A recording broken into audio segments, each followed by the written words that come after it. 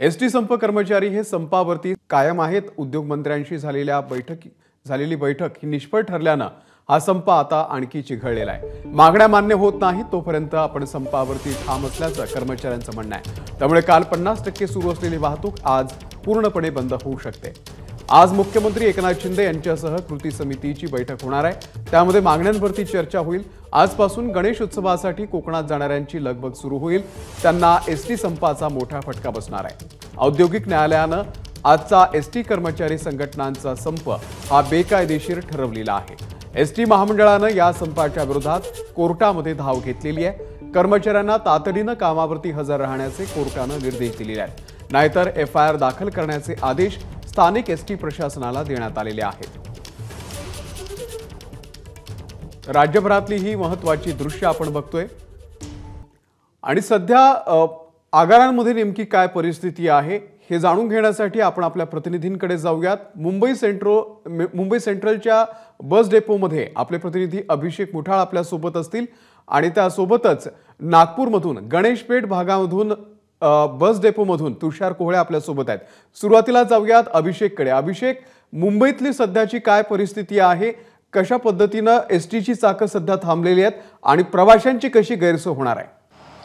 याबद्दल जर का पाहायचं तर संध्याकाळनंतर मोठ्या प्रमाणात आपल्याला जे आगर आहेत, डेपो आहेत ते बंद होताना पाहायला मिळालेले होते। त्यामुळे मुंबई सेंट्रलला ज्या बाहेरील डेपोमधल्या गाड्या येतात त्या आल्याच नसल्याचं इथे माहिती आपल्याला पाहायला मिळते आहे। सध्याला जर का परिस्थिती पाहायची तर मुंबई सेंट्रलवरून काही अंशी गाड्या ज्या आहेत आणि तेही अत्यंत महत्त्वाच्या क्षणी मोठ्या प्रमाणात गर्दी जर का होत असेल तर गाड्या ज्या आहेत त्या आपल्याला इथं लावण्यात आल्याचं पाहायला मिळते आहे। मुंबईवरून काही ज्या गाड्या आहेत त्या आपल्याला इथं आल्याचं पाहायला मिळतं। आता सध्याला जर का परिस्थिती पाहायची तर कोकणामध्ये जाणाऱ्या गाड्यांची मोठ्या प्रमाणात संख्या जी आहे ती कमी झाल्याचं आपल्याला पाहायला मिळते। आज जर का पाहायचं तर साधारणपणे मुंबईवरून 350 गाड्यांचं आरक्षण या कोकणासाठी जाण्यासाठी विशेष गाड्या ज्या आहेत ते आरक्षित करण्यात आलेल्या होत्या।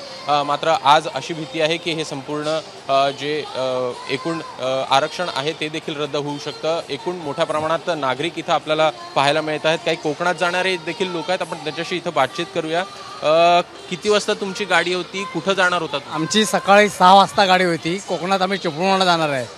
तिकीट काढून झालेले आमचे 1-2 महिने अगोदर, पण अजून ते सांगतात की अजून गाडी लागेल म्हणून सांगतात आम्हाला। अजून तर काही गाडी लागली नाही। अजून बोलले 1 तासभर वाट बघा म्हणून सांगतात असं, पण ते गाडीत अजून काही पत्ता नाही। याच्यातून काय आम्हाला मार्ग काढावा अशीच आमची विनंती आहे। तुम्ही सोबत आहात? तुम्ही? नाही, मी नाही सर। तुम्हाला कुठं जायचं? मला पुण्याला जायचं, पुण्याला गाडी।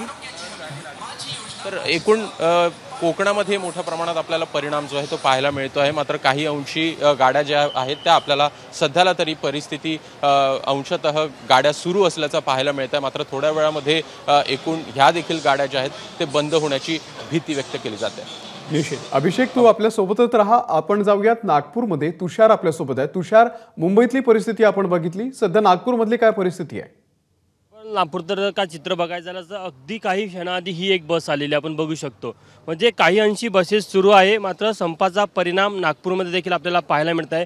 गणेशपेठ आगारामध्ये साधारण या क्षणाला म्हणजे सकाळची जी वेळ ते साधारण 120 ते 130 गाड्या येतात वेगवेगळ्या भागातनं। मात्र सध्याच्या परिस्थितीमध्ये जवळपास 20 ते 25 गाड्या आलेल्या आहे आणि अनेक कर्मचारी या संपामध्ये सहभागी झाले। त्याचा परिणाम या बस स्थानकावरून आपल्याला पाहायला मिळतो। मोठ्या संख्येने हे कर्मचारी आहे, काही तासांपासून इथे उभे आहे। किती वेळ झाला तुम्ही इथे उभे आहे? 6 वाजतापासून उभा आहे। बरं, कुठे जायचं तुम्हाला? दारवा।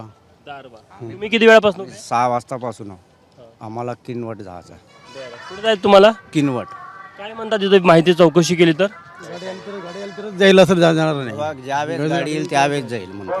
तुम्हाला कुठे जायचं आहे? उमरखेडला मी 4 वाजतापासून उभा आहो। तिथं विचारलं तर ते सांगत आहे की स्थगित आहे, लागल्या तर लागतील नाही तर घरी जा। आपण बघू शकतो की प्रवाशांना त्रास सुरू आहे। कर्मचारी संघटनेचे काही पदाधिकारी आपण त्यांना विचारूया। संपाचा दुसरा दिवस आहे, काही फेऱ्या आम्हाला चालू असल्याचं पाहायला मिळतं, काय कारण आहे?